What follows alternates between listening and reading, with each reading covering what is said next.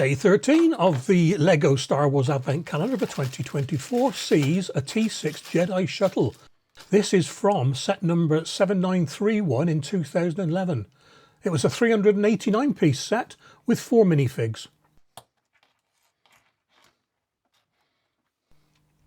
The T-6 Shuttle, also known as the T-6 Jedi Shuttle, was an unarmed transport used by the Jedi Order. An older design, it saw greater use during the Clone Wars.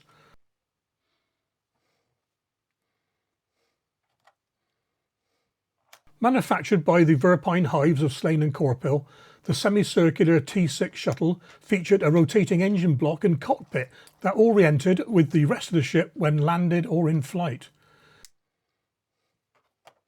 In its landing configuration, the ship sat horizontally, supported by a trio of landing gear.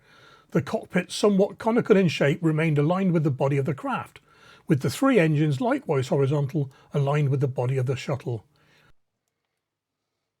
When entering flight mode, the cockpit and engine block rotated through 90 degrees. The craft had one loading ramp located on the port side of the engine block. In case of emergency, the ship's crew could launch ejection seats that deployed spherical survival capsules.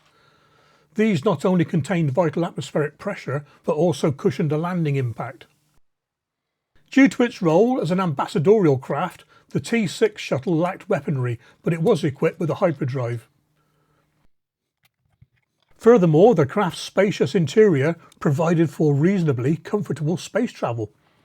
When pressed into service during the Clone Wars, the Republic T-6 shuttles were adorned with the galactic roundel and painted in the red and white colour scheme of the Grand Army of the Republic, though they still remained unarmed.